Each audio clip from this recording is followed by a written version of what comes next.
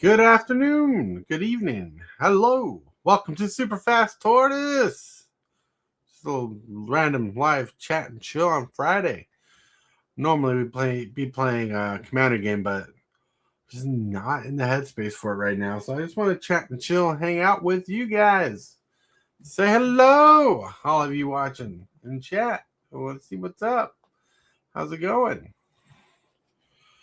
I put out in Discord if you wanted to join the show. Just let me know. Yeah. It's an interesting night. It's been an interesting week. Wife's been working weird hours, so my brain's having a hard time wrapping around that. Sometimes when some things change in your life, it messes with your brain. It does. It does. It messes with the brain. But anyways, I hope you guys got your coffee, your libation of choice, water, soda, whatever it is. May you have it. May it be good for you. What a wonderful evening, my magic friends. Well, I hope you guys have a wonderful evening and are having a wonderful evening. I hope you guys have a wonderful time. Thank you for subscribing. Thank you for chilling out. Yeah. So, the agenda. Well, starting next week, we're going to try to get back on schedule where we have Monday game nights. I want to start playing Metroid Prime 4 Beyond. Hey, Billy. Hello. Hello. Hey, Billy. How's it going? How's it hanging? Yeah. This is one of those nights where things just are a little bit different. Our morning show was excellent. We had a really good morning coffee show talking about game theory and deck design. We're going to continue that Monday. Yeah, Monday. We're going to continue the show Monday with a topic. Well, let me give you a little teaser about what's happening Monday. Let me find it. Let me load it. All right, so Monday we're going to be talking about this card analysis thought process for Magic the Gathering. It's a lot to look at, but when we get to the Monday, we'll break it down and talk about it. I mean, come on, look, we're talking about card effect. Does it affect my game? Does it progress my game plan? Game actions, mana cost, resource management, card speed, restrictions, deck synergy, theme synergy, game modifier, lots of fun stuff going on there. Mississippi. Sorry, I'm not a magic friend. You're a magic friend. You're magical. Mississippi. The person who helps NTG Hillbilly do crazy things. Good evening, Game and Bob. How are you tonight? How are you? What's up? How's it going? Oh, man. I can't wait for my life to be back to normal, Like I was explaining earlier, the wife's schedule has been off. Like every day this week, that she's been working this week, she's been working completely different shift. She's been working or leaving the house at 11:30 in the morning and coming home at 10 p.m., which is cool, And if that was her permanent schedule, I would adjust my schedule to fit those schedules. But yeah. Everybody says happy Monday is going to be a great stream. Oh yeah. Happy 2026 Super Fast Game Bob and everyone. Good to see you all. Good to see you, Coach's Magic, and happy New Year's to you too. So negative vibes surrounding the upcoming team set. You set yucking your Nope. I am still excited about TMNT. Look, as long as they get some fun cards with Teenage Mutant Ninja Turtle pictures on it, I'm going to be fantastically fun. TMNT might not be the best set coming out next year, but for me, it's my jam. Like I want it. I want to make it work. I want to have fun with it for sure. Lone Wolf, howdy. So yeah, nothing's yucking my yum on turtle set.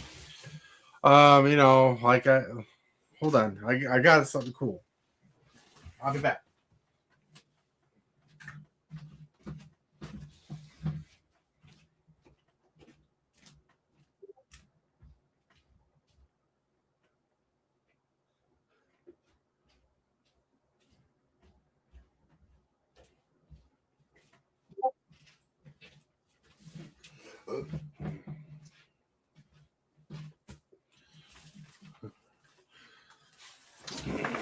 All right, I'm back.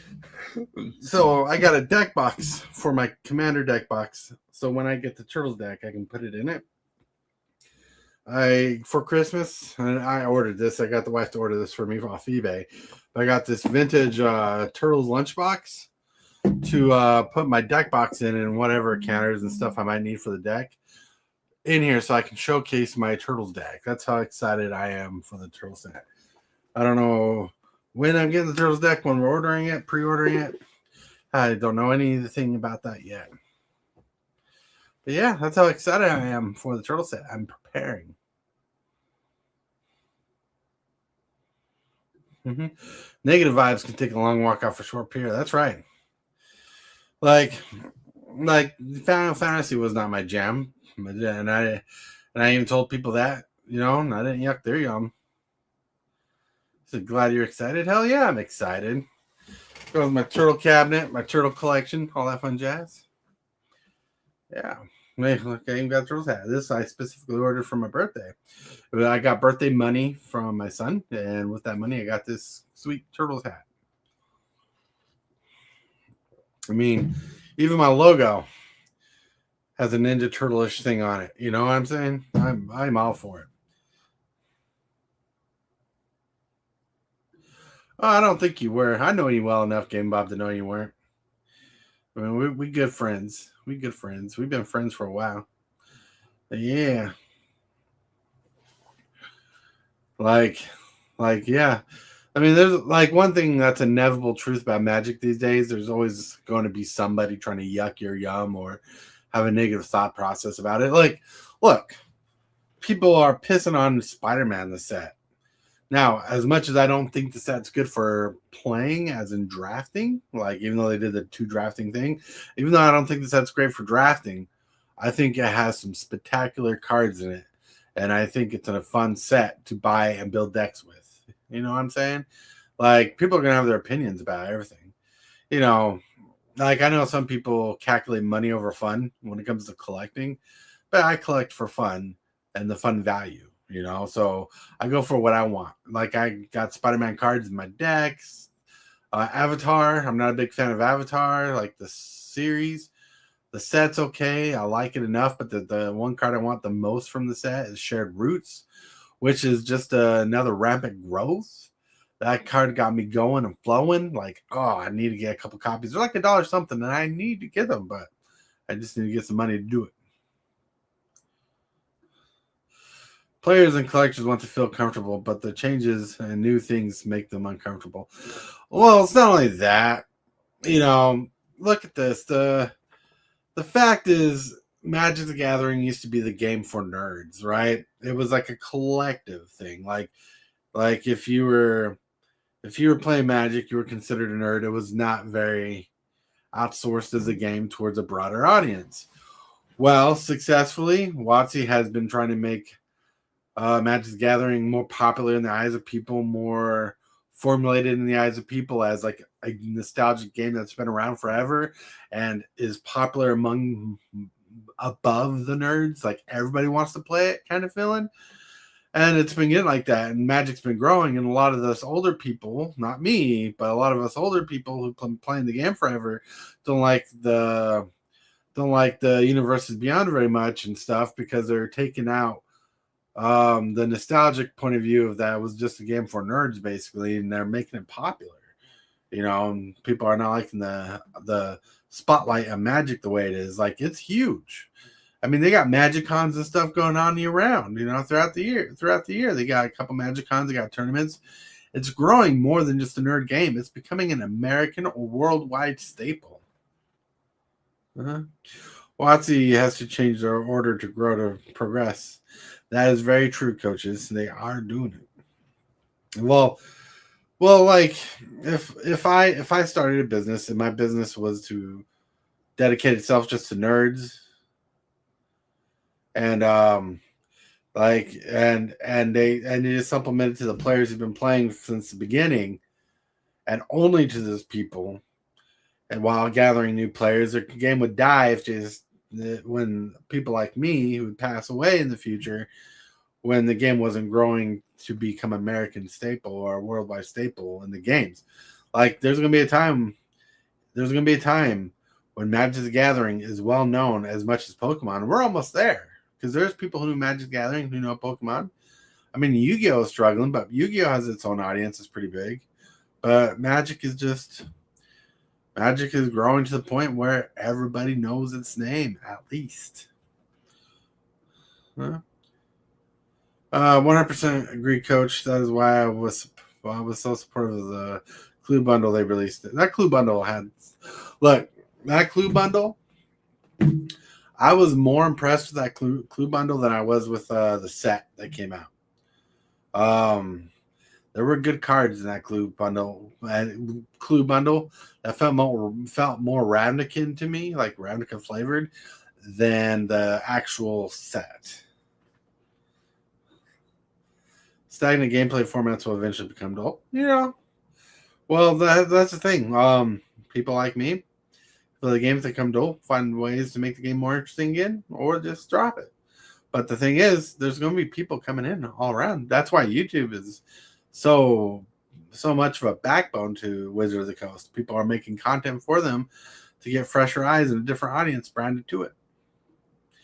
Like I know WotC's backbone is on YouTube and social medias. I should say social medias because YouTube's not the only thing. So you got TikTok and other things like Instagram. And I think they rely on it because, like, you notice their own videos don't get as much as attention as, say, like the professor's videos or other people's videos. Us players and people who love the game and shout it out on YouTube, on TikTok, on Twitch, whatever, we're sustaining the game. And Magic's trying to compete with that, not in a bad way compete, but in a good way compete with it by making product that will get eyes on sets. If that makes sense. You guys are awesome.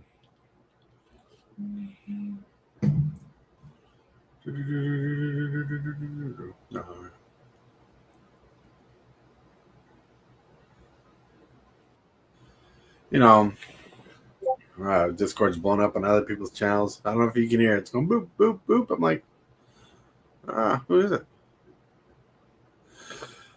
But yeah, Wizards of the Coast is being awesome. Everybody's being awesome in their own ways. And the one thing I've been shouting out and telling everybody in the world is not every set's going to be for you. Interact with what you want. Buy the singles that you want from sets you might not like, because the singles are going to cost. Like Avatar was not my favorite set, but Shed Roots is a card I like from the set, and I want to get a few copies of that. Few copies, But hey, if you're enjoying this chat and chill, we do chat and chills randomly throughout the week. And want to get notified when I do, hit that subscribe button, hit the like button on the video, hit that bell for notifications, because I go live every day, Monday through Friday, for the morning show. Do a couple Commander games for the week. This week's just off because we're just getting used to the New Year schedules and stuff. But yeah, it's been chill-tastic, relaxing. I want to thank you guys for all hopping in and talking. You guys rock. I mean, not long ago we had 13 of you just chilling and chatting. I like that. Yeah, you guys are amazing. Because eventually I'm trying to grow this channel to be bigger. I'm trying to sustain it as a Magic channel.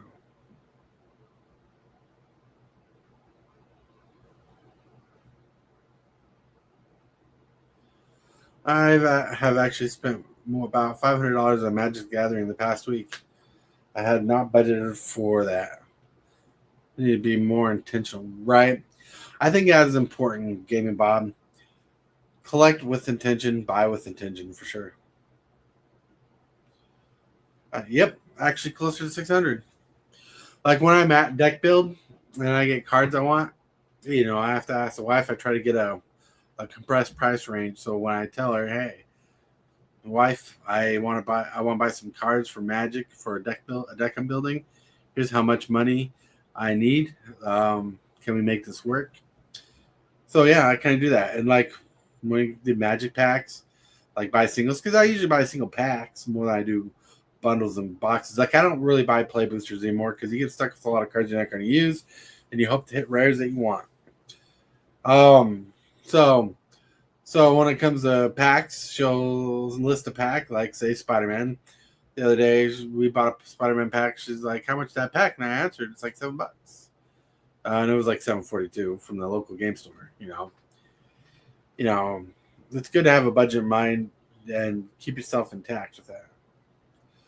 I feel hypocritical as I try to stress to others to be mindful of MGG spending. Well, two things in that gaming, Bob. One, for you, I think you did pretty good. But two, Wizard of the Coast is going to sell you everything they can. So keeping in mind that you didn't blow too much money on everything, and I don't know how much too much money is because $500 is pretty steep. But like being mindful is really good, and I think how you spend your money makes a statement, not on you but on the company. Like for instance, I didn't like Avatar was not one of my favorite sets. Neither was Final Fantasy. It wasn't one of my favorite sets. There's good cards in there. If you buy the singles that you want, that people open up, it's good for you, good for your collection. But like if you buy the packs and booster packs, you're supporting something you really don't support, right? Like I don't really support Avatar as a set. Like I like one of the cards mainly in the set. There's a few good cards in there, but there's like one card I want, and I think when you buy singles, the singles you want, you're kind of sending out signals saying, "Hey, Wizard of the Coast, I didn't really care for this whole set, but here's a couple cards I am supporting. Look at the sales." I'm not trying to flex it as well within my budget. I understand not many in the community are in the same position. That's right, and I don't think you're trying to flex. Well, I know you're not trying to flex. You and I have discussions before, like, like for example, budgeting is important because, like, the wife and I are talking about March when the turtle set come out and the budget for that already. We're like trying to save up budget and stuff and have a expected budget amount saved for that. That's like the only thing I'm focused on this year right now is that turtle set. Lorwyn will come out, and I think Lorwyn will be a banger set. That's just my opinion. But I don't plan on buying boxes or packs of Lorwyn. Well, maybe packs, a couple packs, but not boxes of Lorwyn. But more mainly if I dive into it, singles. But we'll see. As good as a set it might be, it might not be a set I want because it ain't going to focus on certain tribes. But I'm going to pay attention because tribes are a thing in Lorwyn, and if they do turtle tribes, I'm keeping an eye out for that because that might be a setup for a TMNT set. Mm-hmm.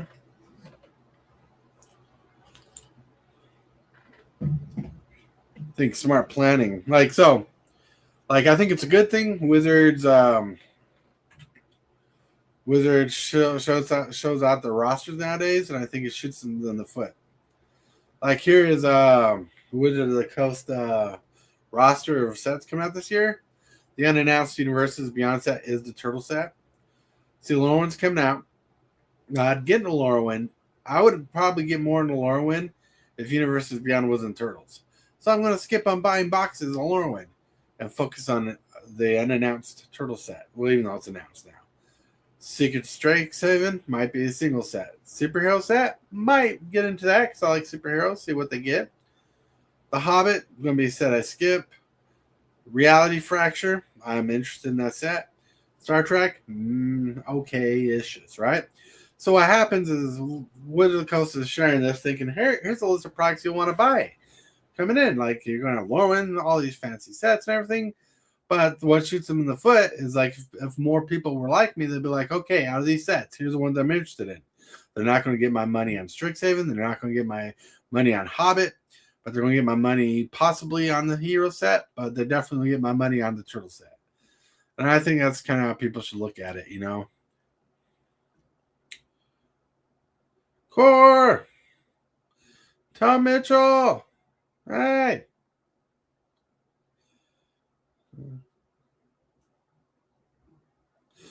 I have no real rationale, but I have a sneaking suspicion Alone may be one of the top 2 sets of the year. Possibly. Because I agree with you, Bob, because I think it's one of the sets they're going to put a lot of attention to. Core's like, you didn't like the original Strixhaven? I liked it, but it didn't draw me in. Like, I like cards in it. I like the factions. I like how they touched on color pies, like the Simic color pie, the Warzov color pie, and stuff like that. I like that because it's like a round could kind of feel. But it did not get me excited. You know what I'm saying? All Lorwyn did was add more mechanics to existing mechanics. Add more cards to existing mechanics, I should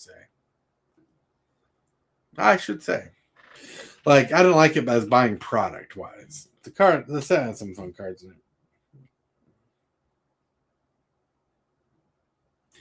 I did not like the OG Strixhaven, but I did love some of the Japanese Alt-Star cards. The best thing that came out of Strixhaven for me was the extra sheet cards. The can't remember what they're called, but the ones with the cool borders and gold foiling on the sides. I love those. I like as Wizards of the Coast getting better in sets. Like in the universe one, I'm falling in love with their alternative arts. But that's hit and miss at times. Yes. Both of you, yes, the Mystical Archives. Yep, the Mystical Archives. I loved the Mystical Archive sheet. Yep, because I'm I'm a fan of alternate arts.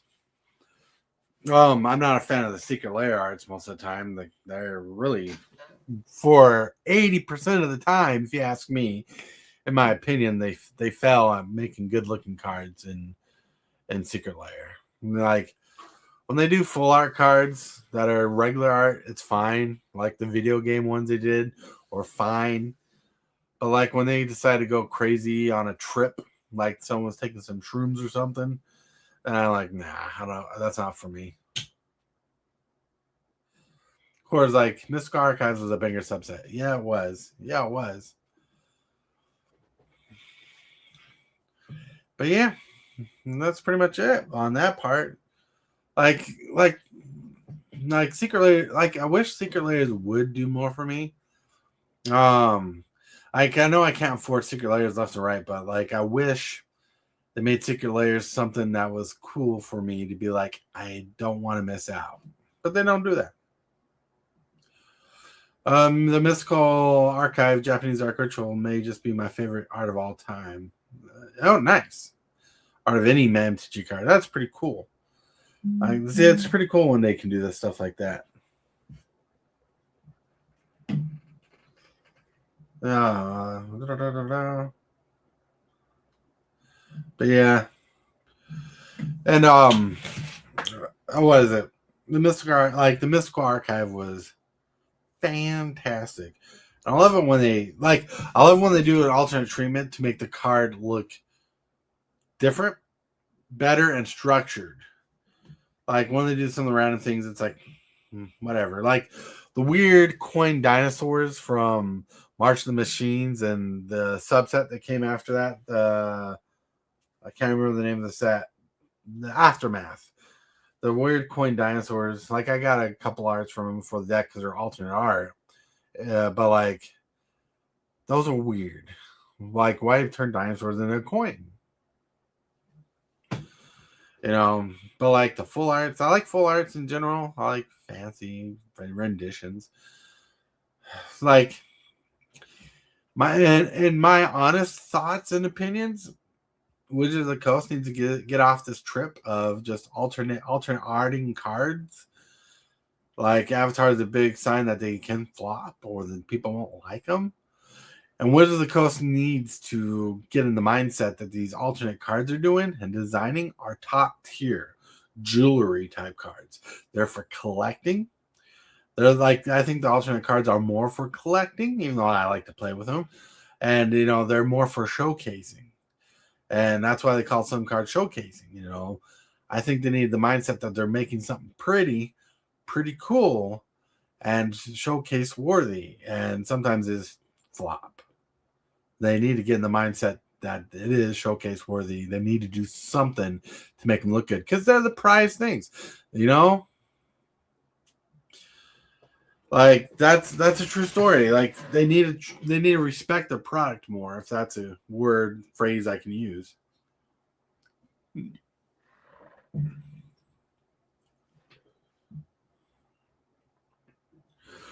So I wish they would scale back 95% on all the alt versions they are making, including secret layers. Right? I agree with you, Bob. Because the more they do it, the less rare it's going to be. The less special it's going to be.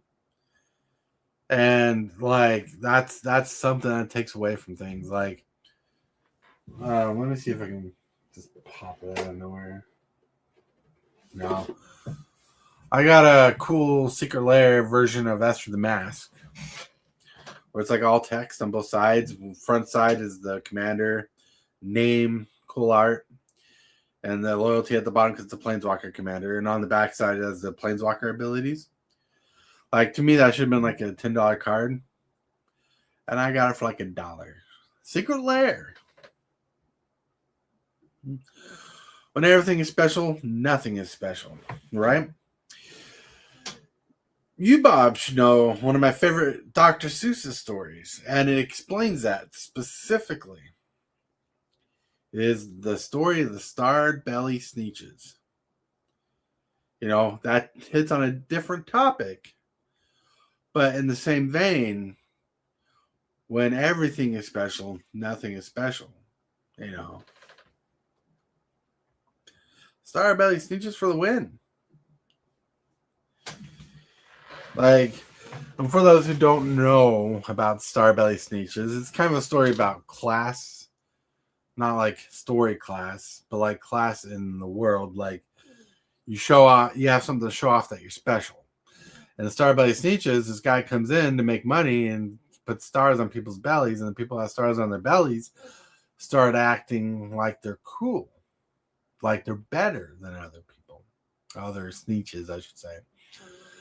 Then there separates the class and division. Then the lower class finds out this guy's selling them, so they get them, and the other Star Belly Sneetches are upset, so they get more stars.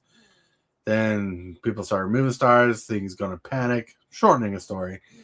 And in the end, everybody's equal, because nothing's special. Ooh, I would love a Dr. Seuss secret lair. That would be neat. Now, if Wizards of the Coast put more thought into secret layers, that would be neat.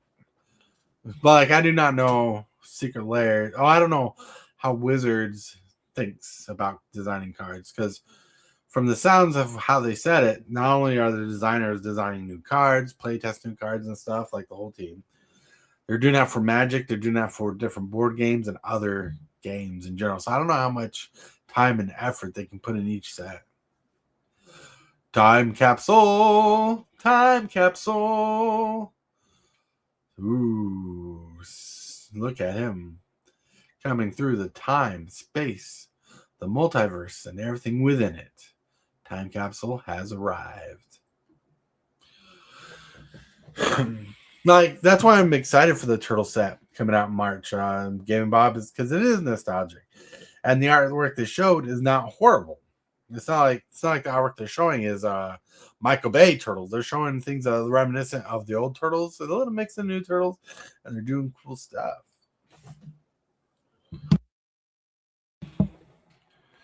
So that is pretty neat. I love the fact that they're putting effort in the art, at least. I don't know if they're getting the art, where they're getting the art, if they're making it, but the artwork looks decent.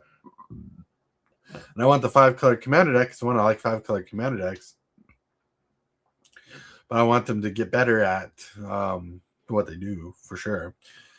Like, I hope they don't do an upgrade kit for the Secret Layers, like they did for Hearth Roll.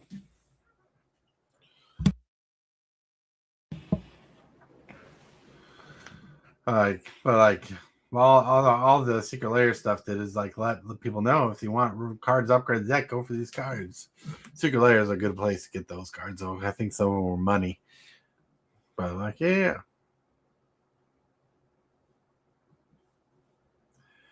It's chilltastic.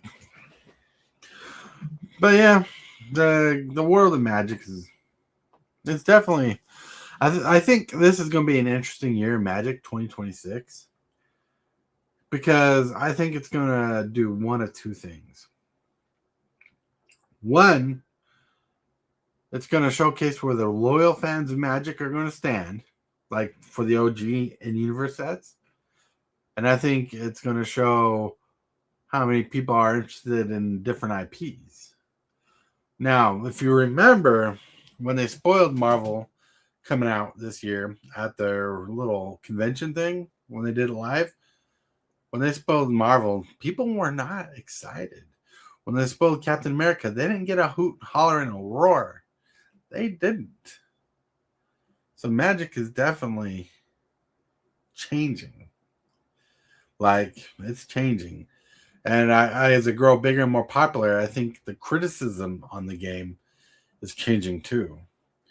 You know, because like the criticism in the game is going to have more eyes on the game itself. And I think what Wizards trying to do is burst the bubble where it becomes like Pokemon, where Pokemon's known by everything. The collectors want to buy it up. But the thing is Pokemon keeps on going and going, but the bubble's kind of bursting right now. Like, I've seen so many video titles on YouTube about collecting in 2026 has gone down for the idea.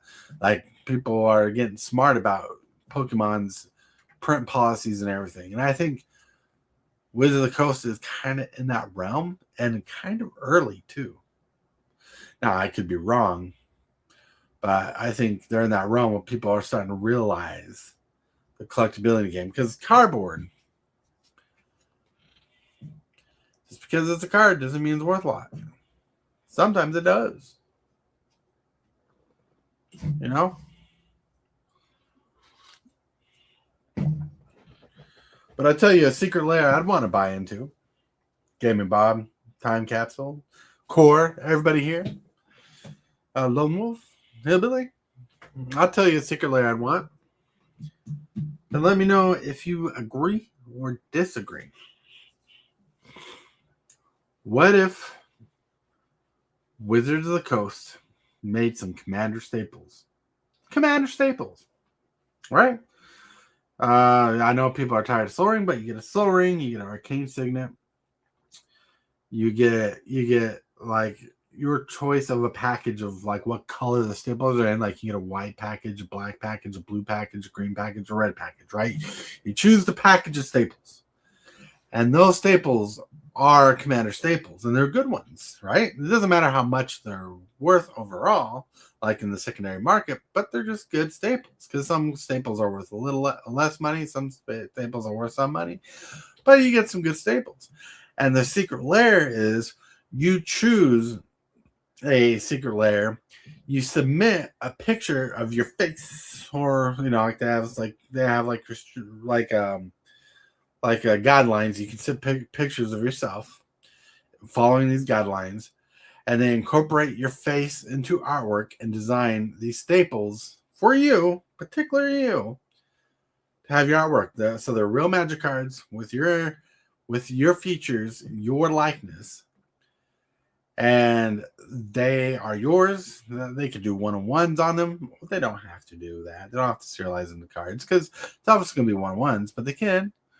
But they incorporate your likeness into these photos, into the imagery, and they make these cards and they ship them off to you. They're real. proxy looking, but not proxies because they're legitimate magic cards with your features on them. I think that'd be a cool secret lair. Wizards of the Coast, if you're listening, hit me up. I mean, what do you guys think?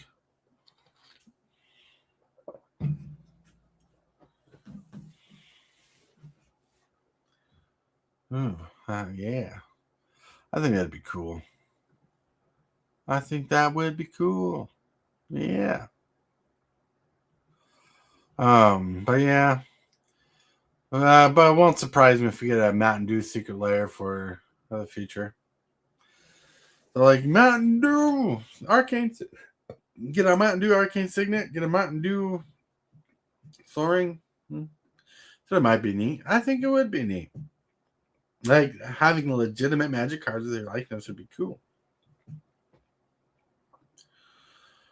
Like, I mean, it'd be cooler if they let you submit your own regulated art, you know, like, however you want to with your likeness. But I think they have the powers to do it. I mean, it might be expensive because, they have to pay artists to take your likeness, but it'd be an interesting thing to try out. I mean, can you imagine MTG Gaming Bob picture on your favorite creature type? On your favorite creature or your favorite commander? That'd be cool. I don't know if they'd do that particularly, but I think the Staples thing would work them along because, they can, like, pick out game staples. In fact, they could be like game changers for each color. As they add more to the game changers list and change different things, I think they could do that. You're like, oh, hell no. Nobody wants to see that, Bob. You're funny. You're funny.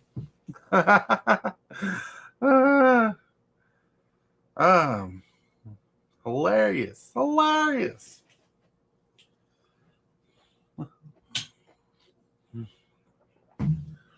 But I think it'll be fun. Yeah, I'm trying to check up on things. Yeah, you guys ever find yourself just doom scrolling Facebook? I do. Right now, Stranger Things on the cuff of things. Like, oh my lord, Stranger Things was a good series. I would be more in favor of having fan submitted art for them to design cards around. Well, that's a good idea too. I don't dislike that idea at all. I think that'd be a fun idea. Like, design your arts. Do it. But yeah, like, they could do it all in the name of charity. Like a contest, right? Wouldn't it be cool if they did design a card contest where the community designs magic cards and which one wins is printed? Oh, I've just finished Stranger Things, and she said, "Meh."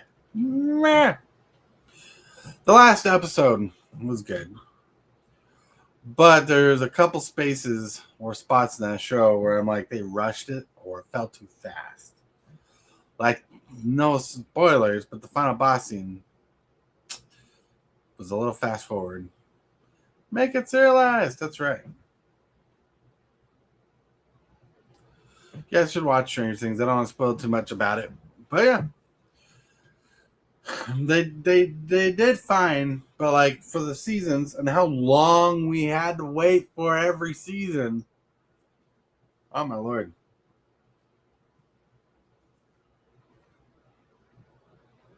That show outlives its creativity. Well, it was worse than Harry Potter, right? Harry Potter, every time they made a movie for Harry Potter, the kids aged up, right? But in this case, the kids aged up more and more between seasons. Why can't people just follow suit with Lord of the Rings? Peter Jackson's Lord of the Rings, to be more exact. Make the whole thing work and film it all in one go.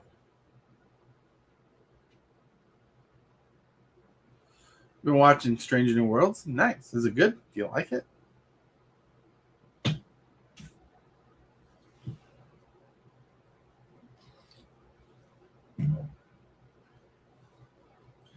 Yeah, I don't get Netflix. Like, I started watching not Netflix, Disney Plus. I don't get streaming services, I should say. I was watching Daredevil season 2 or whatever it was on whatever it was that did when Disney picked it up. Good series. Making me wait too long for season 2. They should have things pre-planned, pre-designed. But with all the Marvel flops we've had, it's been crazy. So yeah, I like it. Captain Pike is a close second to my favorite captain. Nice. Nice. That's pretty cool. But they definitely could do a lot better on the series of things in general. I think like people think streaming services. Daredevil was good. It was great with Kingpin and Punisher. Yeah, I know. I was really good. But we're supposed to get in season 3 soon, or whatever next season is left. One thing I don't get about streaming services: why do they think we want to wait forever? Streaming services offer a lot of streaming things, but you know how many things we pass by when looking for movies to watch that we don't watch because they look interesting, sound interesting, and not up our alley? I thought streaming services were their apps and stuff are supposed to like regulate themselves to tender to our likes and dislikes, and they don't seem to. Netflix had it before, then they tried it. Then they tried their little random feature, but they're not doing great at all. We're at the point where the wife and I are talking finances.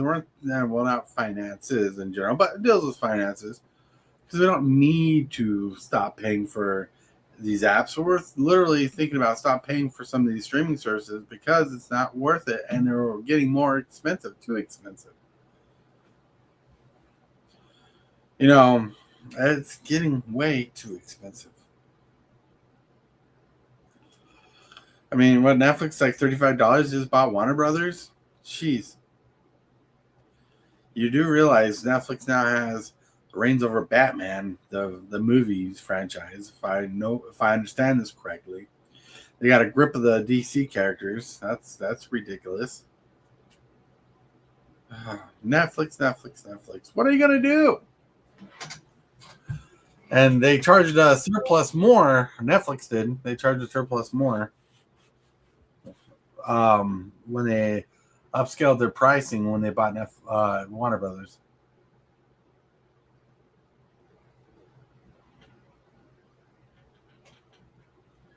Warner Brothers.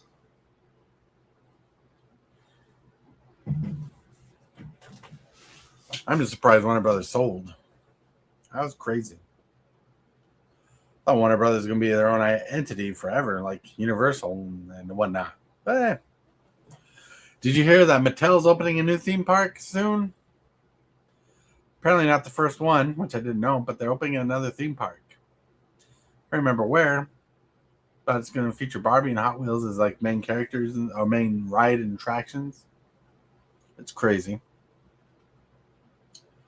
I don't know what Mattel is very famous for. Sad news in the world, and it's sad for Toy Biz and whatnot, but I think it's Toy Biz. Howdy! Hey, welcome. We're just chatting, chilling, but hey, say hello. Yeah. Toy Biz lost the licenses to Ninja Turtles. I wonder who's going to buy it, Mattel or Hasbro. Ninja Turtles is such a big IP. Who's going to buy it? That'll be an interesting thing to watch. Who's going to buy Ninja Turtles? Hasbro would do a good deal, but Hasbro might not buy it because they're trying to focus on the digital market now. Mattel, I could see buying it because I thought Mattel already owned parts of it as it was, but who knows? Because when Easton and Laird pass away, which is a sad thought, but they will pass away one day, the rights will submit to someone else. Then I don't know if it's in the will to pass it to the family or if corporation will get it. I don't know. The corporation has a lot to do with it. Board wipe. I wish it would show on here, but it doesn't. I'm not on stream. I'm not on OBS, so it won't show. But yeah, board wipe. Use the emojis. But yeah, so Yeah, so it's gonna be interesting to see who fights over the Turtles, because the Turtles is a big franchise. Getting the toy line will be amazing, especially if they do good. They just need to make good Ninja Turtle figures for sure.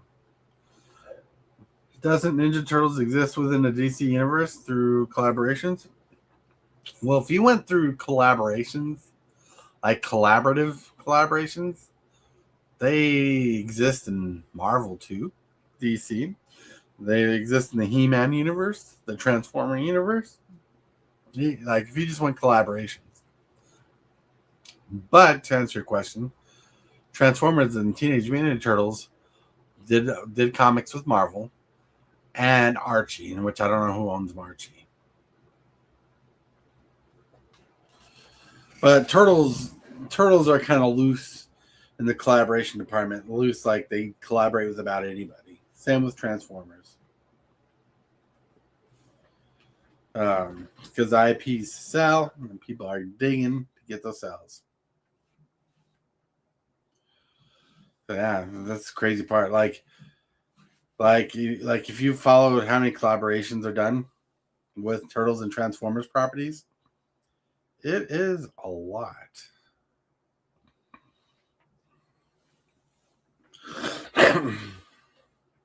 I'm trying to think. I could look up collaborate. I could probably look up collaborations Turtles have, but I'm pretty sure the number's over 100. Like different people they collaborated with. But they just need to reboot the franchise. Like not. Let me. They need to reboot the franchise in a better way than Michael Bay did. They need to reboot the franchise with the original looks, like the 90s movie.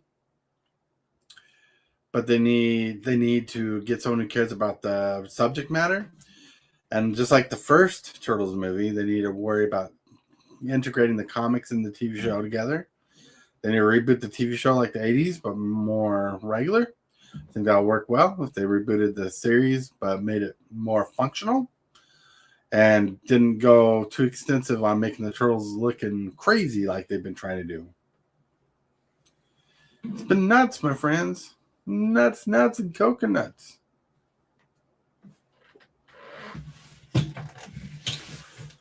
And for those of you watching, I see you all out there.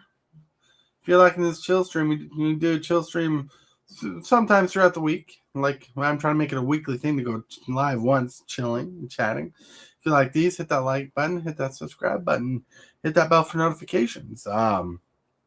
Yeah, chilling. Like I can't guarantee a weekday to chill, a chill day, but like I can guarantee one day of the week, Monday through Friday. Saturday and Sundays are my day off. My days off. I think you guys are fabulous. And yeah, thank you, channel members, for being channel members. I like you. I think you're awesome. Yeah.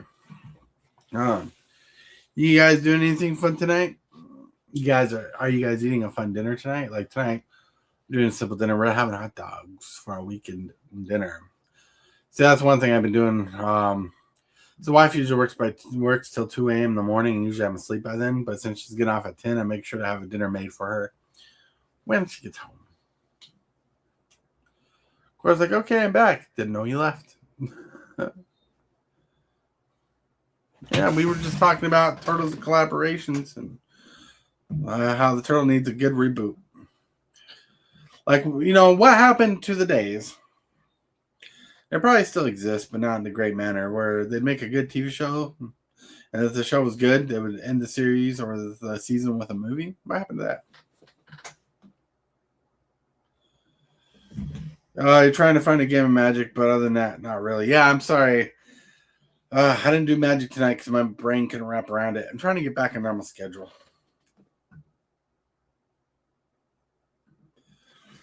Artwork and MTG going hand in hand. That is very true.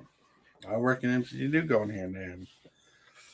We know what shouldn't go hand in hand? Textless cards in Magic the Gathering. I like the artwork, but come on. Not everybody's going to remember Cryptic Command. That's an old reference. Probably about 20 years old now. It's crazy.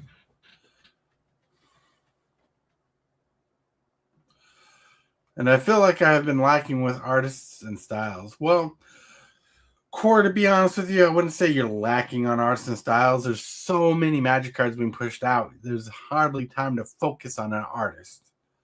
You know, you really got to find art that captures your attention, and you got to stick to it. And that's when you're being force-fed a lot of cards. It's crazy. You got to remember, this is going to be a busy year, 2026, for Magic set releases. Yeah. Yo! The Ray Man. What's up? How's F&M going? Chilling, chillaxing, acting all cool like a little tool. No, I'm kidding. Just trying to rhyme. But yeah. Yeah, so it's hard to lack. You're not lacking in a sense. You're just you're flooded.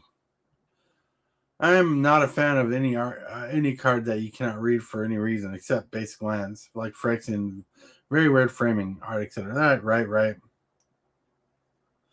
Makes sense. Right. I don't like cards in other languages because I can't read them because I don't have the greatest memory. I can't remember all the text on a card. Get a hope. I hope you're good. I'm still in the radio station. Nice. Rock and rolling. One thing I wish we could do is play copyrighted music on YouTube and not be like a radio station in the mornings. Like, let's listen to a song. Yeah.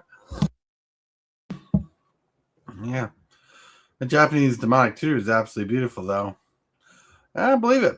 Yeah, I believe it's beautiful. You know what it does? That's pretty cool. I want a regular one, or a cool one with regular text. That's in English. Like, I've had a couple games in my lifetime that defaulted because their judges did not know text on some basic full art cards that they had. The first time was with Condemn. The judge did not know the text on such a random card that the guy playing it could not verify or validate what the text said, couldn't remember because he got stuck in the moment or something. And he lost the game because he couldn't validate the card. Yeah, cool flavor for the deck, but hard to play with, right? I mean, Demonic Tutor is not hard to play with because it's not hard to remember. But in the same vein, I'd rather be able to read the card, understand the card, you know. Because Demonic Tutor, search your library for a card, put in your hand, shuffle your library, right? But I still prefer it in English. American English. It's like, look at this beauty. That's right. That's right. Look at the beauty. Like, I'm not going to say the cards don't look cool. I've seen the pretty cool cards and stuff. I've seen that version of Demonic Tutor, if I remember correctly. It looked pretty cool. But I'm going to, like, if I had my choice between that Demonic Tutor and a foil, regular Demonic Tutor, I'm going for the foil. Regular Demonic Tutor.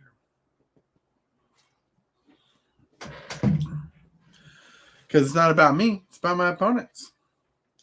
Because, you know, like when you play random games with people, you never know when you have that guy who's going to make a fuss out of a card he can't read. Won't Google it. So I'm not a fan of regular art in a foreign language. I get that. But I understand yours is for flavor for two, you know. For sure. For reals. For reals. That's the deals.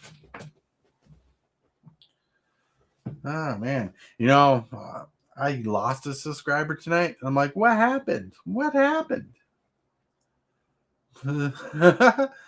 Usually lives do good at getting people hooked into the tortoise thing, but I guess not playing any commander has been hurting. I didn't want to play commander. Like, today's episode of the morning show was pretty epic and made my brain melt.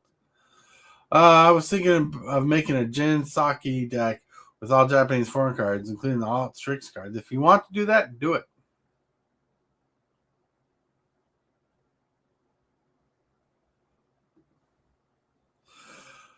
But some of the foreign exclusive arts are just much stunning to pass up. I'm a sucker for beautiful, useful cards. I love beautiful, useful cards, but I do not want to put a card in my deck that I cannot read myself. I want like if like most of the people I play with read English, speak English, and I like to cater to that. Don't worry, probably a bot. Probably. I hate the lands that look like other mana colors. Yeah, other mana colors is crazy. Yeah, you're itching to play some Commander Raid soon. Yeah, you really want to do a box break build for Commander Raids? That sounds fun for sure. Um, like I know one of the things that Wizards Coast tried pulling off as like a format, like they tried pushing, and I don't think it stuck well. Is box break Commander deck building. Like, who's gonna build? Like, I understand it's a fun thing to do, but I don't think something like that's gonna fly. $200 on an okayish deck is not gonna fly. Sorry for Lauren. Why are you sorry for Lauren? That unless I'm misunderstanding that.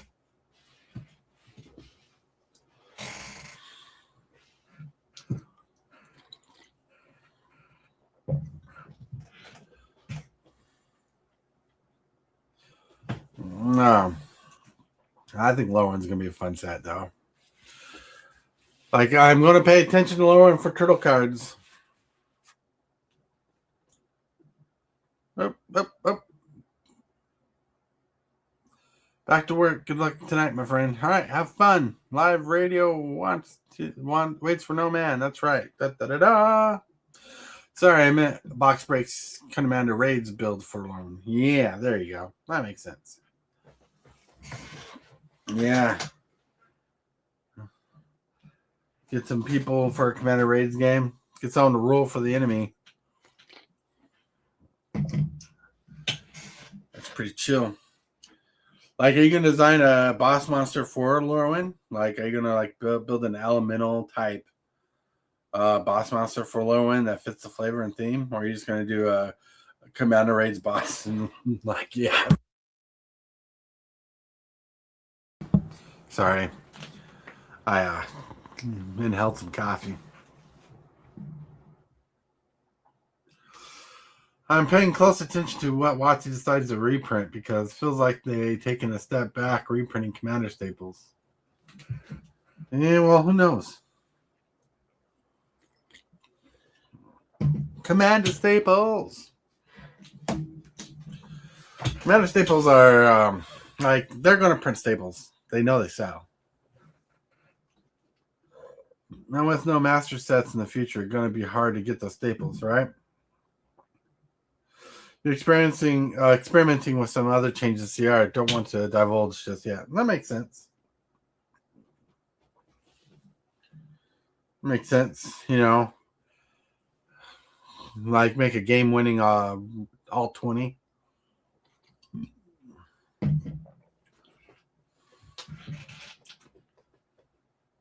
All right, hold on. Checking things.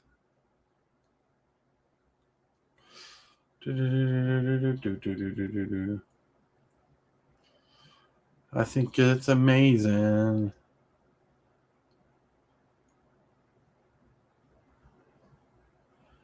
All right.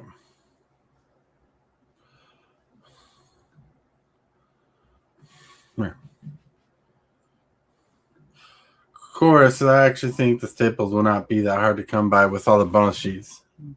Probably. Bonus sheets will do. Like, I mean, come on. They printed a banned card in Avatar, Dockside Extortionist. I'm like, unless they're planning on banning that card, people pull that card and I'm like, oh, I got a rock. The subsets in each standard set being released is a clear sign of what they want out there. Yeah. It can be, for sure. It can be a clear sign. But like They want a chase card in each set, in each subset. They want good cards in each set. And they want some derpy cards. So it is what it is. It is what it is. You know, I think Wizard of the Coast should do a subset, a sheet set, in a set that all the extra sheet cards, bonus sheet cards, are basic commons and uncommons, the spells that don't have alternate art in this at all, that we use as staples in Commander decks. You know,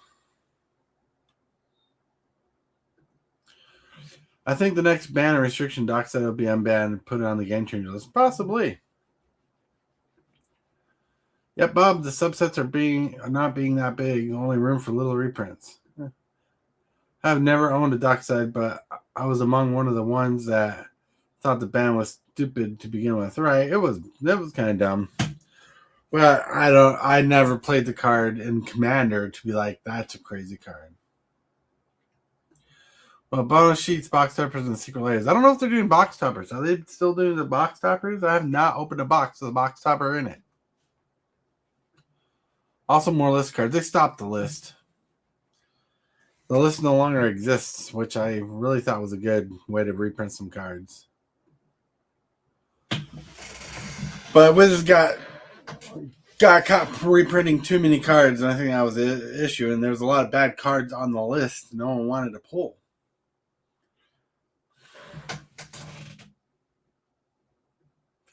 Secret Layers is where I think the staples are going to be heavily. Possibly.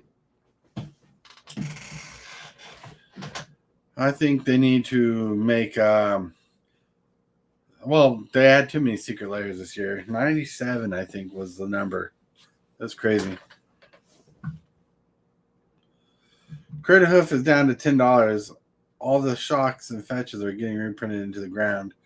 Right? Because they're trying to make the game more playable. Well, like, one thing we had a discussion about, Bob, a long time ago on DJ's channel, and I was so far I've been proven right. Wizard of the Coast is proving that they want to keep prices down on cards while controlling what's collectible. They want to control the collectability aspect. They want to make cards cheap. The only problem with that is, unless they're going to do one-on-ones of everything, the collectibles will always be worth a little more money nowadays compared to used to be with the collector boxes and how they used to be. The collector and the cheap market are going to collide, and it's going to mix in and change the pricing on some cards to be lower. It's like to say Secret Layers are what the real subset. So there's no reason they need to reprint any cards less than $20. Well, yeah, like the reserve list is still out there, and I hate bringing up the reserve list right now. You know, like people are even talking about the reserve list losing value. Like apparently some of the cards on the reserve list is losing some money, while some of the obvious cards are still sustaining their pricing.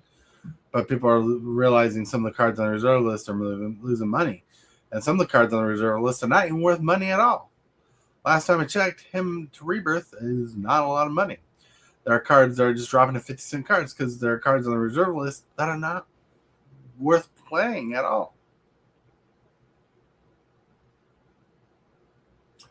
You know, so like in today's world, there's some just cards on the reserve list that don't even fit the metas. Like you look at it and you scoff at it, you're like, that's not worth playing or putting in the deck. Like a 6-mana 4/4 with no abilities. Yeah. MTG is dangerously close to driving away a massive amount of collectors and investors. That's the thing. And from what I understand, I almost called you Gob, MTG Gaming Bob, is I think they're intentionally doing that. So, let me explain my observation and opinion.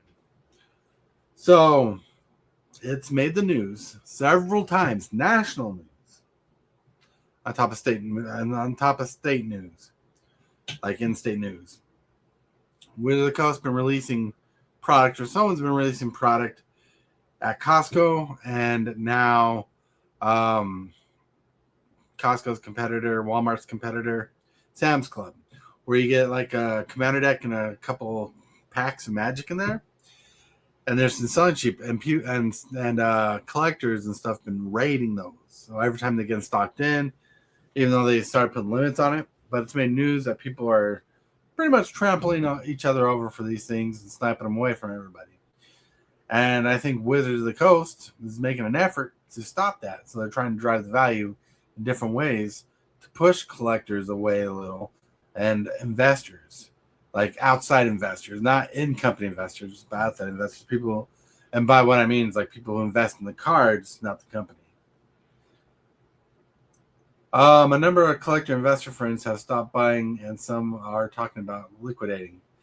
Yep, I've actually heard a couple. Well, I watched a couple of videos of people talking about that very same thing on YouTube.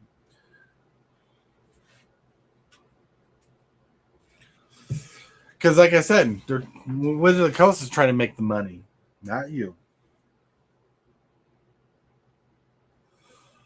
Oh, you're saying Spider-Man is intentionally a bad set? I wish I could, but I don't think Spider-Man is intentionally a bad set.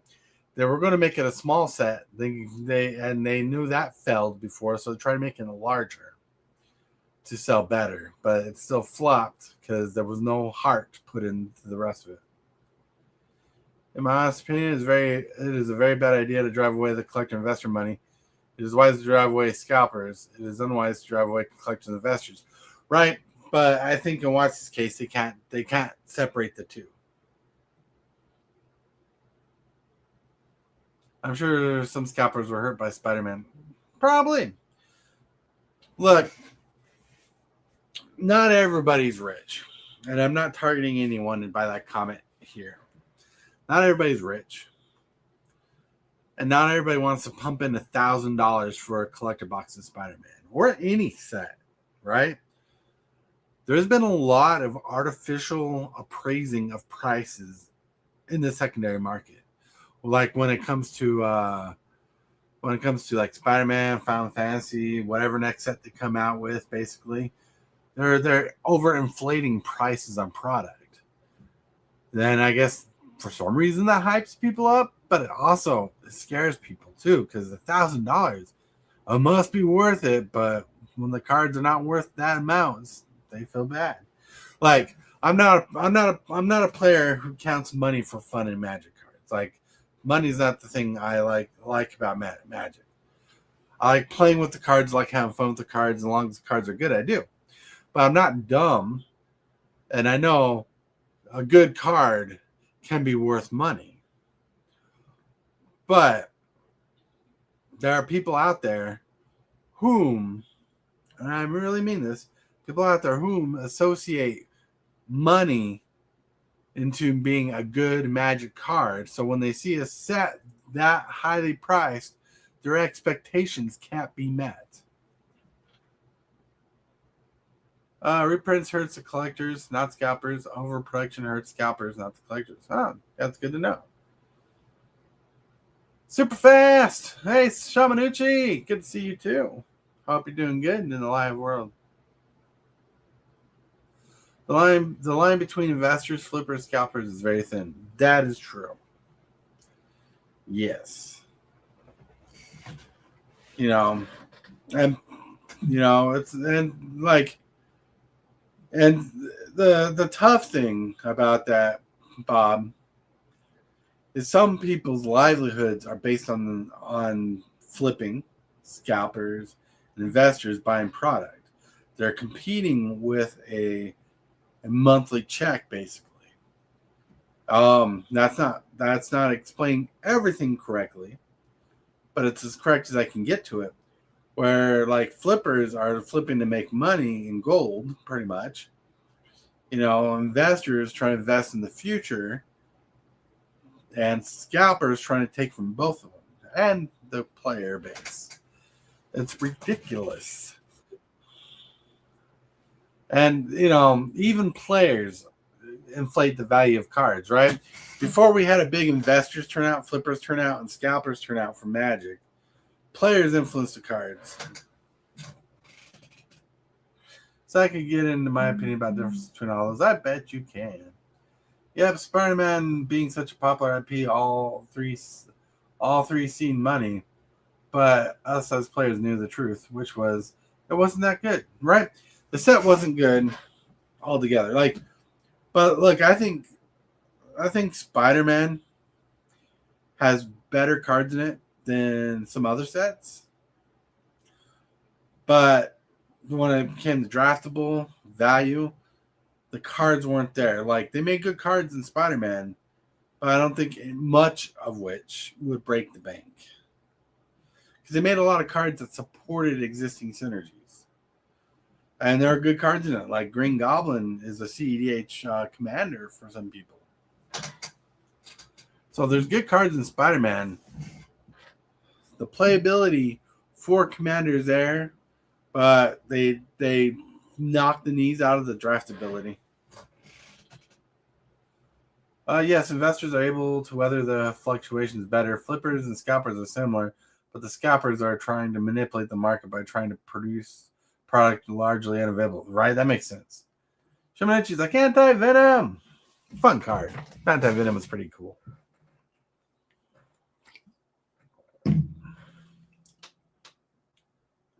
Flippers tend to take advantage of the market conditions. That's what it is. And you're doing it while trying to buy low and sell high. But yeah, Spider-Man has good cards in it. And but the biggest problem with Spider-Man is the set did not support itself. They basically had like different factions of things that happened. Like modified creatures mattered for one of the things, and they didn't have enough cards in there to support it in draft or the set itself. Scalpers are bad for TCGs. Scalpers are bad just in general. And, also some people we call scalpers are not scalpers, and I'm not defending scalpers, but sometimes the people we think are scalpers are flippers. And, what it comes down to is intent. But yeah, it's crazy to think about all that. Collectors and investors are good for long-term health of the game. Right. Well, I think Wizards has the mind wrong set going in on this, Bob. Because I think they're focused on the 4-year plan. They get a player in, they stay for about 4 years in general, and they try to suck the money out of them as much as possible than they do the long-term player. Because generationally, when we got into Magic, I know you're older than me, Bob, but you got into Magic early and you loved the game, got into the game, you built the game the way you wanted to build the game. I got in the game in 2007-ish, or 2005-ish, I should say. 2005-ish. And we built the game. We lived the game. And like I was talking about, the game was for us nerds. And we built relationships in the game. We built a relationship with Magic the Gathering. Not WotC, but Magic the Gathering. But we loved what WotC was doing back in the day. Now, we grew up with WotC. We met all the changes and stuff like that. Now, we got newer players coming in the game who do not have that connection, who don't plan on having that connection, and probably don't even get to go to the LGS very much. They don't build those relationships. They ain't like Cheers, Oh, hold on, let me catch up. They allow for the future players to have access to older products. LGS's Hasbro and distributors do not even have older product available for future generations. That's pretty bad. Super fast, says Hero Wiz. Hero Wiz, the real Wiz. What's up, real Wiz? I've been MG since '94. All right. So what I was saying though is the difference between you, me, our friends who've been into Magic for a long time, who've built relationships, LGSs and whatnot, our newer players are not getting the experience that we had. Their life doesn't circulate around the group, the meta, the friendships, and what they have most of the time. And I'm not saying it's true for everybody, but I'm saying that's a big change in the meta now. Ruiz says, chilling, buddy. How are you tonight? Just chilling. chillaxing, acting like a fool.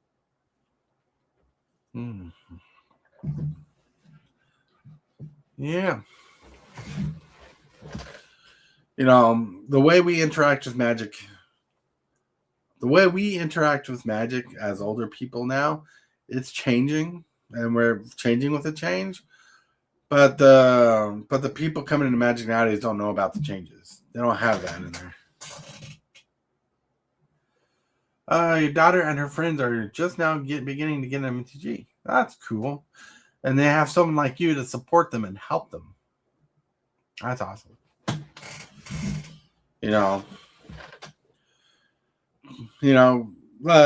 like I said, the newer players, like in general, don't have that connection that we had. Remember, we had best friends at local game stores. We spent weeks at the game store, or off time at the game store. Well, I did. Like I will go to work, go to the game store, go to work, go to the game store. Except on days that we're closed. Now it's changed. Priorities change. But our love for the game still lives. That's because we have fond memories and we have attachments, nostalgia. Kids these days won't have that. In fact, hey, we can watch videos on TikTok and YouTube. I don't watch TikTok. My wife does, and she shows me sometimes. Where like a kid gets a really cool gift and they just don't care. Or we watched a video of YouTube and people getting these fancy, pricey gifts, and the kids in this video are like acting like they don't understand the actual value of their gifts, how much it costs for these gifts. They're just like, oh, we got this. This is cool. They don't understand the value, the love, the effort that's put in these gifts. It's crazy. And the same thing is Magic the Gathering the same way. Even though they keep pricing up the products for no goddamn reason, people come in and like, some people are going to shy away from the pricing in Magic soon. Like, is it worth it? Like, is it worth it? Like, what if play boosters become $300 a box? No one's going to want to buy it.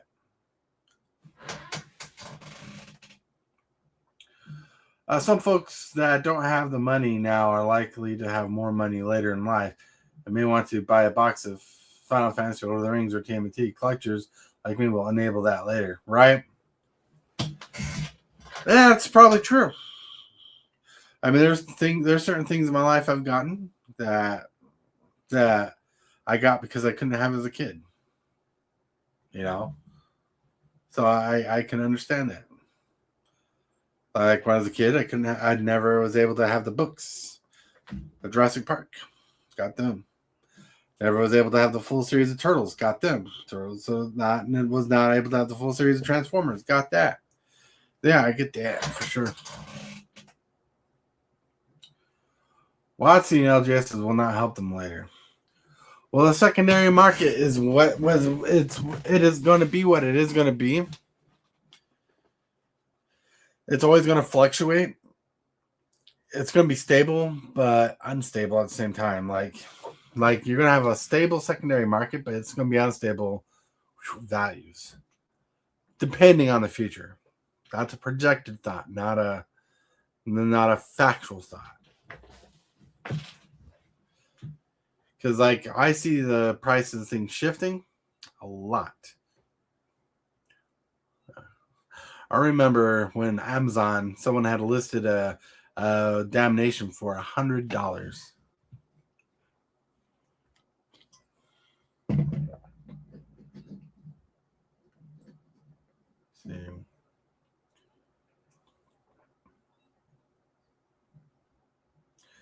Yeah, and if you guys are liking this video, chilling and chatting, hit that like button. It does a lot. If they drive away the collectors and then they reduce print runs for just the players, future generations will not be able to get the prize. Well, honestly, we don't even know what their plan is. And to be facetious, I don't even know if WotC fully knows their plan, what they're doing. Like they have a goal. I don't know how they're going for it. I do not know how they're going for it. I do not. It's crazy. Like, they have a goal, but I don't know if they have a solid plan because up in the price, like, look, Wizards of the Coast has lowered the amount of cards and packs and collector packs and stuff like that, and even play boosters, and they raised the prices all at the same time. Are they printing less cards, costing more money to print those cards? Probably not.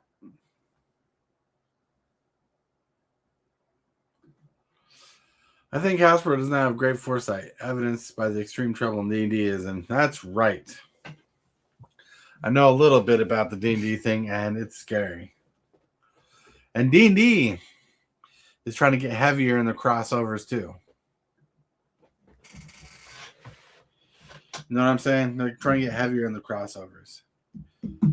Like, won't surprise me if they don't have it already. A Transformers D&D campaign book. If they get a Ninja Turtles D&D handbook. I know there's role-playing books for them, but not D&D specifically. But won't surprise me if they head that direction. It won't surprise me.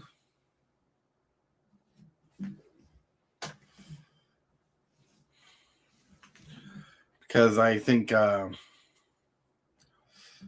they I think they're trying to get fresh blood in there too, fresh blood in the company. I mean, they chased away Critical Role and Matt Mercer, their most public face for D&D. I know that's ridiculous, but at the same time, Matt Mercer did produce his own game, D&D like game, and so far, from what I understand, it's doing fairly successful. People will do what people will do. Shouldn't push away the people that are helping you. That's pretty bad.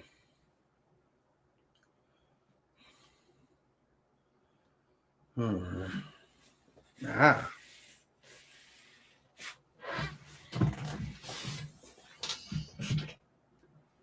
I was just thinking the other day, the lady who was running WotC left and went to Funko Pop figures, and they went bankrupt under her guidance.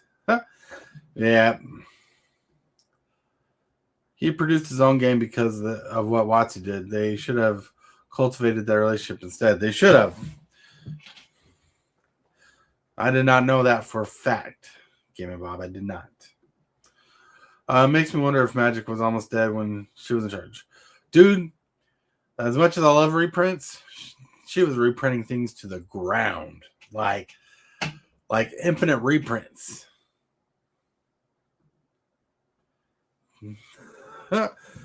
Like, Bob's known me long enough that I like a good reprint. I like reprints. But to say that they're reprinting something to the ground and like grinding it to almost no value, that's insane. It's like there was a couple sets that they would sell out of, they reprint them, sell out of again, and people started wondering when the reprints were going to be done in the set. No, she did not just override reprints. The print runs were absurd. Yes. And that's what I meant. Like the print runs are insane. Like you remember back in the day, they'd be like, we're going to do 3 prints of a set, like 3 cycles of a set. Excuse me, or whatever they're called. With one of the master set, they just kept reprinting the sets and releasing cycles of them.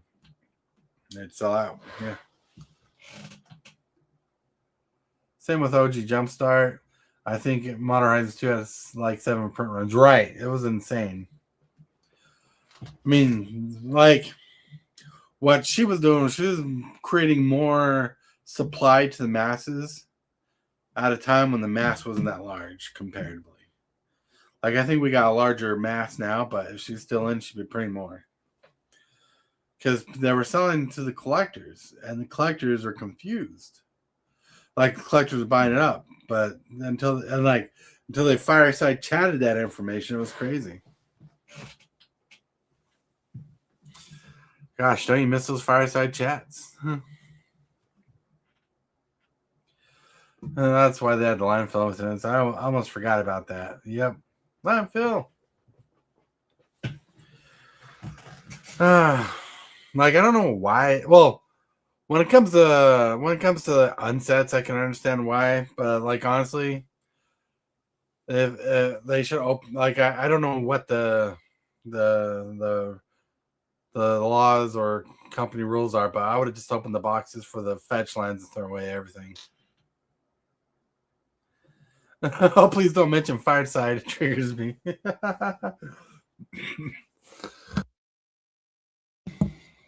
Right. That was a crazy time in history. That's a crazy time in history. Life is a mystery. It's crazy what people think.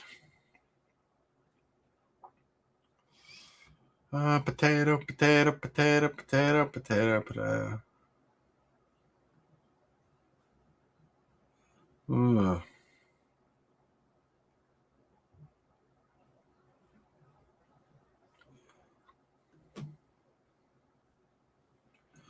You almost stopped buying anything for almost 2 years? Yeah. Whew. That was big.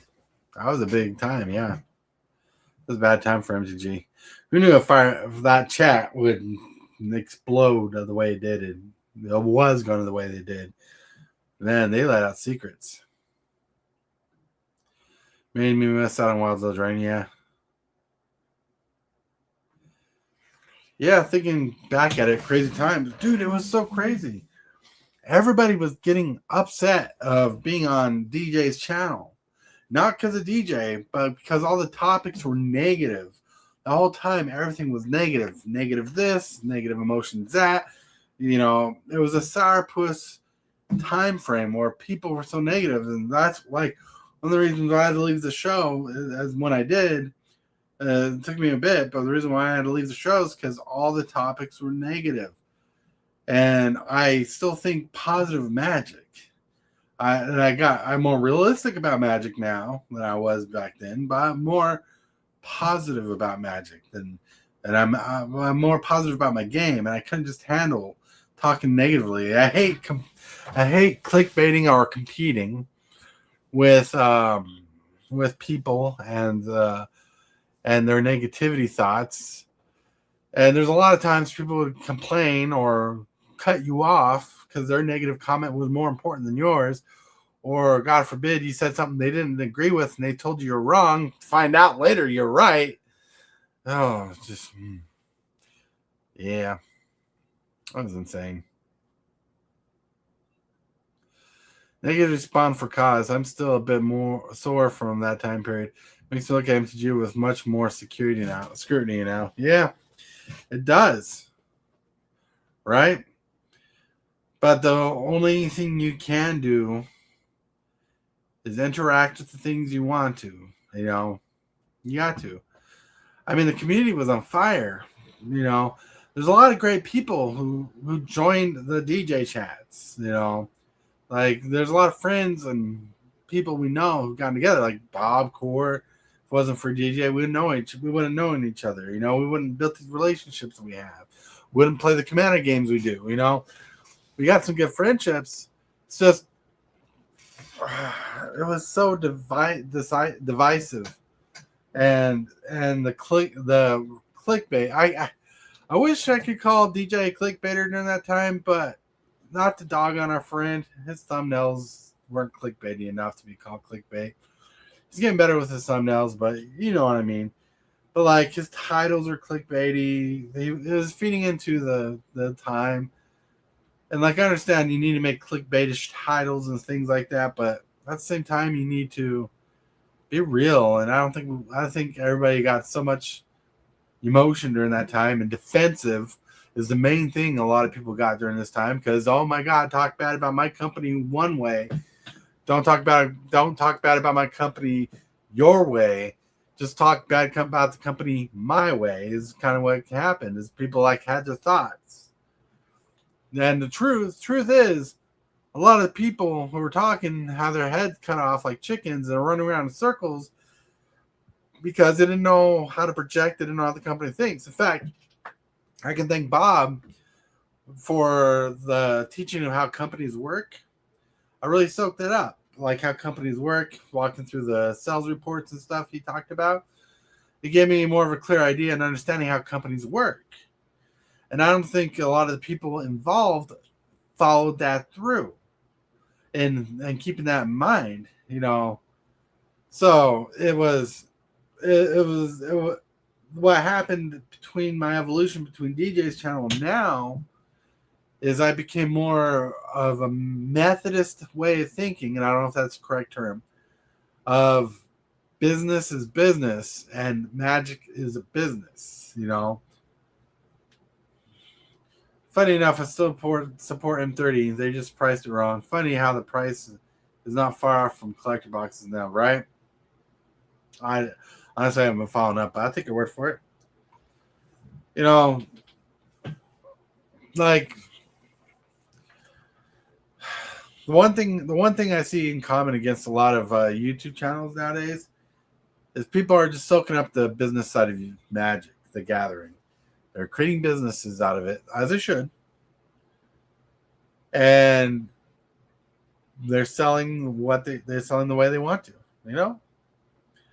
because like Wizards at a time in their career used to care about the customers and the way they would react to the product. That's why they took time, and now it's lucid like that phrase. But now it's different. It feels like they don't care very much how people react to the product because any press is good press. So I see it as a lot. I also see it in a lot of pro TMTG streams, right? Well, people are like, clickbait is the thing. The trick with clickbaiting and thumbnails and stuff and titles is clickbaiting without lying. That's the trick. Is like if you're going to talk about something, you want to make it clickbaitable, but do it without lying. And I try to do that all the time. Like it's like you scroll through YouTube, you see 1,000 thumbnails. You want to click on the ones that interest you the most with the catchiest titles.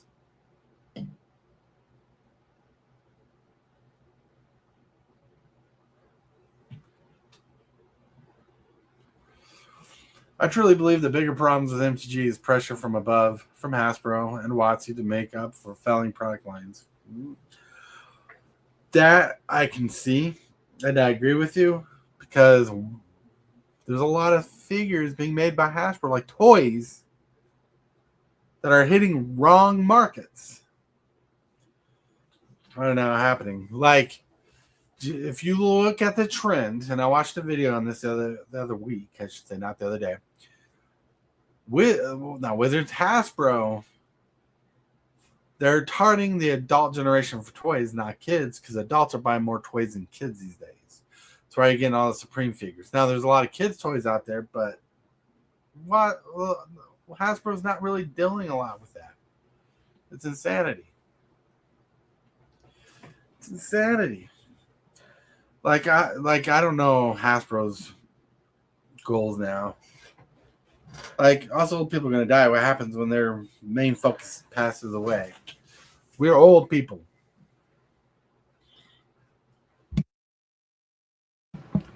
And I honestly think digital products is not the way to go. And I think that's a mistake Hasbro's doing. Like, I understand Hasbro gaming and stuff. I think Hasbro mismanaged a lot of their properties. Like when they owned the movie studio to create movies, they mismanaged it. D&D was a good movie. I liked it. I think they mismanaged it. I think they misallocated the things. I think they made a lot of wrong choices to make it. And that's why they sold off the company. They remember Hasbro got into video games a long time ago. That failed. I think Hasbro is doing a lot of bad things. Like making a lot of bad decisions, I should say, not bad things. I think MTG and Arena are ultimately bad for MTG. I pseudo agree with that. Like I don't agree to it to the full length that you're doing it. You're saying it? Like MTGO, it's its own market. Arena is its own thing. I think there's secular things. Secular meaning they're for different resources, different generation. Like not everybody plays Magic the Gathering and wants to play in paper form, so that's good for those people. But at the same time, I think Arena takes away the specialness that Magic had in general. I mean, I used to joke around with my wife when Arena was being made that people don't have to leave their homes to play Magic anymore. They don't have to go to the local game store. And we joked around about game stores shutting down. Unironically, for different reasons, game stores ended up shutting down. Yeah. It was insane. Like, what are they going to do? What are they going to do?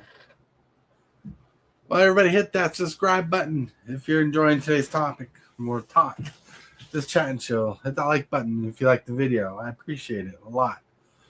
But anyways, my friends, I got to roll off of here. I want to thank you all for hanging out with me, talking with me, just doing this live chat with me. You rock, you rule. I hope to see more of you later. Just chilling out. Just hanging out when we do these. I want to thank you for being awesome. But I'll remind you that you're loved. Someone's thinking about you. And if you can, say and or do something positive for someone else in your life because you might be the change they need. With that, my friend, we got to get out of here. I want to thank you, channel members of the channel, for supporting this creep the way you do. You are awesome. And you subscribers, everybody that subscribes, you're doing amazing too. Thank you very much for all that you do.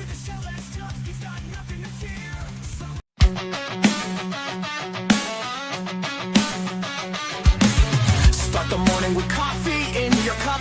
Time to hang out with friends and chat it up. Bring a smile and good luck. Hit that like button and let's chat it up. Good times start with us, you and me. Good morning, welcome to the morning coffee show.